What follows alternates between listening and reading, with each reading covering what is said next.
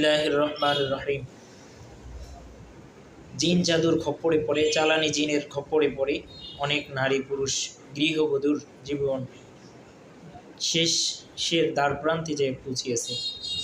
অনেক মুদাব্বিরের কাছে অনেক তদবির নেওয়ার পরেও কোনো ভালো একটা রেজাল্ট পাওয়া যায়নি।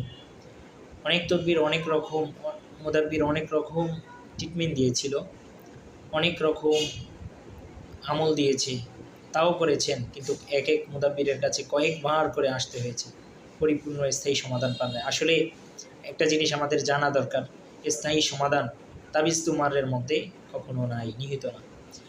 তাবিজ তুমারের মধ্যে যদি স্থায়ী সমাধান থাকতো তাহলে নবী রাসূলুল্লাহ তাবিজ তুমার ব্যবহার করতেন। স্থায়ী সমাধান হলো কোরআনের মধ্যে।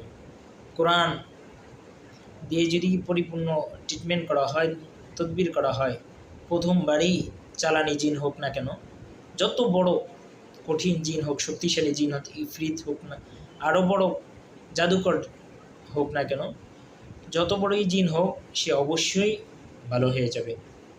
দ্বিতীয়বার মুদাব্বিরের কাছে আসা লাগবে না।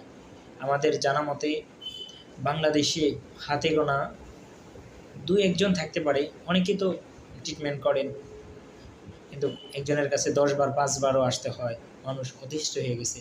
আল্লাহ তাআলা আমাদেরকেও বুঝদান করুক, মুদাব্বিরদেরকেও বুঝদান করুক এবং কোরআন দিয়া ট্রিটমেন্ট করার তৌফিক দান করুক। আমিন।